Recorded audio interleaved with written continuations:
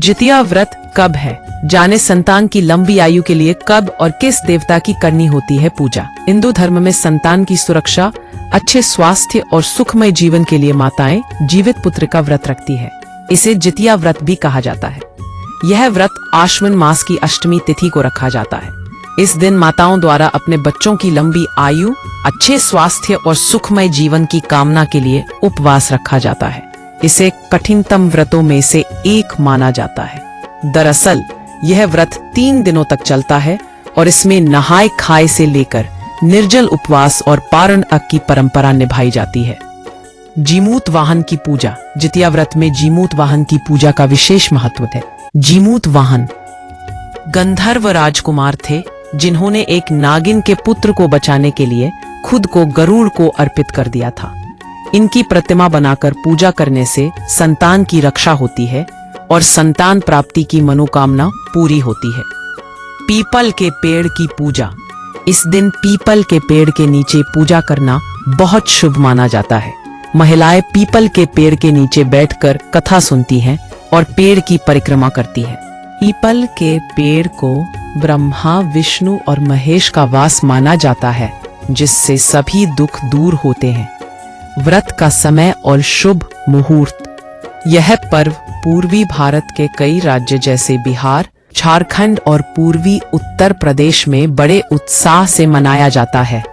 वर्ष 2025 में इसका आरंभ 13 सितंबर को नहाए खाए के साथ होगा। इसके बाद 14 सितंबर को महिलाएं पूरे विधि विधान से जीवित पुत्र का व्रत रखेंगी और अगले दिन यानी 15 सितंबर को व्रत का पारण कर व्रत संपन्न किया जाएगा। व्रत कथा का पाठ। जितिया व्रत के दिन इसकी व्रत कथा का पाठ करें या सुने। इस कथा में जीमूत वाहन की कहानी है। कथा सुनने से व्रत का पूरा फल मिलता है और सभी दुख दूर होते हैं। दान। व्रत के पारण के बाद गरीबों, जरूरतमंदों और ब्राह्मणों को भोजन और वस्त्रों का दान करें। ऐसा करने से शुभ फलों की प्राप्ति होती है और पितरों का आशीर्वाद मिलता है। भगवान शिव और पार्वती की पूजा। इस दिन भगवान शिव और देवी पार्वती की पूजा का भी बड़ा महत्व है।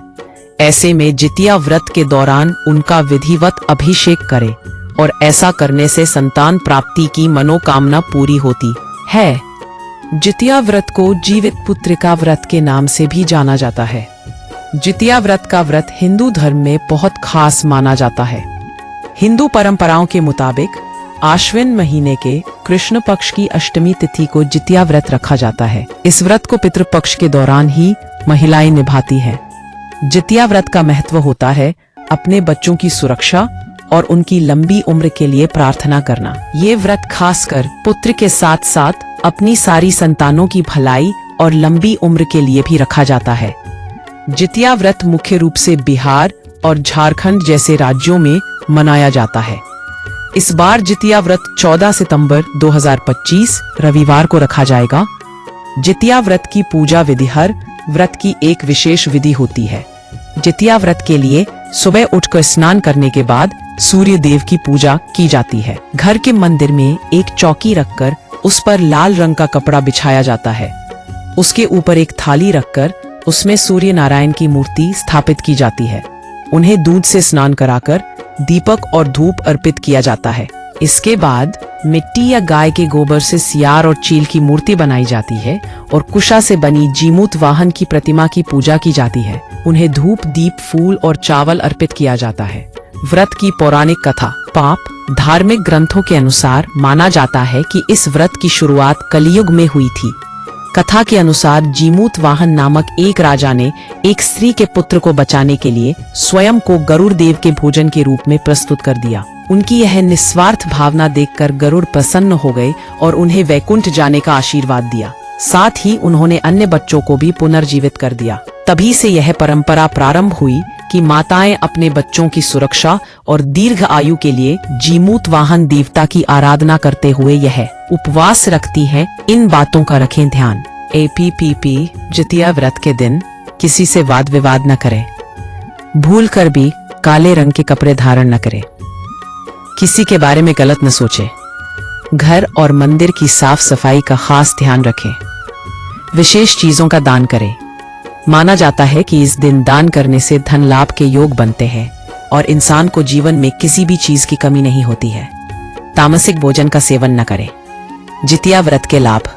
धार्मिक मान्यताओं के अनुसार जितिया व्रत करने से संतान की सुरक्षा होती है और उनका जीवन सुखमय होता है। माताएं इस पूजा के बाद अपने बेटे और बेटी के सुखद भविष्य की कामना करती है, जिससे ये व्रत और भी महत्वपूर्ण बन जाता है। जितिया व्रत एक ऐसा अवसर है जो माताओं की संतान के प्रति अटूट प्रेम और संजीवनी शक्ति का प्रतीक है। हिंदू मान्यताओं के अनुसार जितिया व्रत की शुरुआत कलयुग की प्रारंभ में हुई। मान्यता है कि एक बार जीमूत वाहन नाम के राजा कहीं जा रहे थे, तभी उन्हें एक रोती हुई स्त्री की आवाज सुनाई दी, जिसके पास जाने पर उन्हें पता चलता कि भगवान श्री विष्णु का वाहन आज उनके पुत्र को उठाकर ले जाएगा और खा जाएगा। अब राजा ने उस महिला को भरोसा दिलाया कि वे उसके बेटे की जगह गरुण का भोजन बनेंगे। स्पेस। जब उन्होंने महिला के बेटे की जगह खुद को प्रस्तुत किया तो गरुण ने राजा के परोपकार की भावना से प्रसन्न होकर उन्हें वैकुंठ में जाने का आशीर्वाद दिया और बाकी बच्चों को भी पुनर्जीवित कर दिया।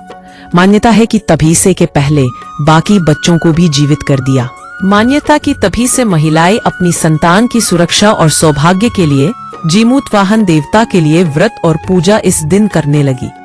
चील और सियारिन से जुड़ी जितिया व्रत कथा। धार्मिक कथाओं के अनुसार एक विशाल पाकड़ के पेड़ पर एक चील रहती थी। उस पेड़ के नीचे एक सियारिन भी रहती थी। दोनों पक्की सहेलियां थी। दोनों ने कुछ महिलाओं को देखकर जितिया व्रत करने का संकल्प लिया और भगवान जीमूत वाहन पूजा करने का प्रण लिया। लेकिन जिस दिन दोनों को व्रत रखना था, उसी दिन शहर के एक बड़े व्यापारी का निधन हो गया और उसके दाह संस्कार में सियारिन को भूख लगने लगी थी। मृत्यु देखकर वह खुद को रोक न सकी और उसका व्रत टूट गया।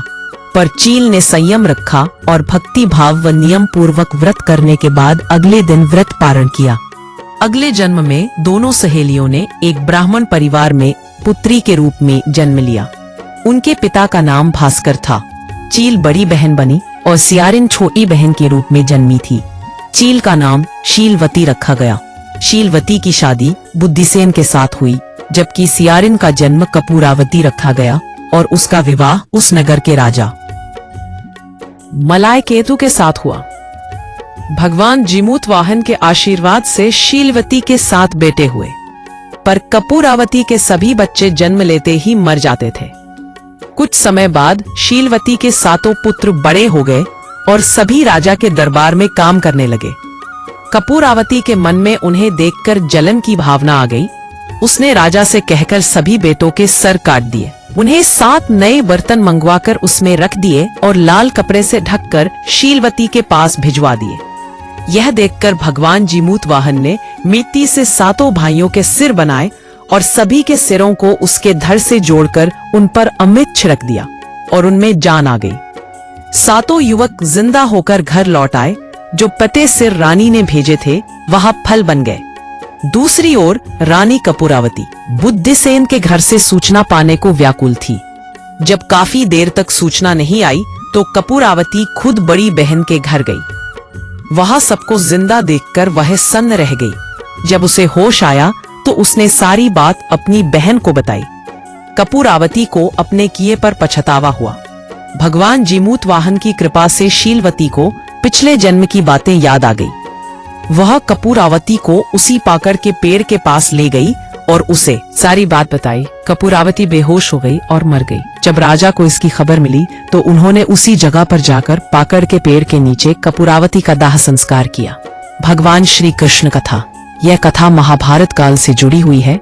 महाभारत युद्ध के बाद अपने पिता की मृत्यु के बाद अश्वत्थामा बहुत ही नाराज था और उसके अंदर बदले की आग तीव्र थी, जिस कारण उसने पांडवों के शिविर में घुसकर सोते हुए 5 लोगों को पांडव समझकर मार डाला था। लेकिन वे सभी द्रौपदी की 5 संतानें थी।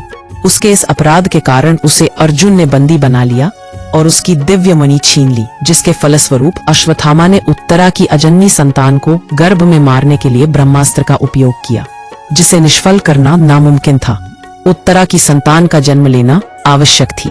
जिस कारण भगवान श्री कृष्ण ने अपने सभी पुण्यों का फल उत्तरा की अजन्मी संतान को देकर उसको गर्भ में ही पुनः जीवित किया। गर्भ में मरकर जीवित होने के कारण उसका नाम जीवित पुत्रिका पड़ा और आगे जाकर यही राजा परीक्षित बना। तभी से इस व्रत को किया जाता है।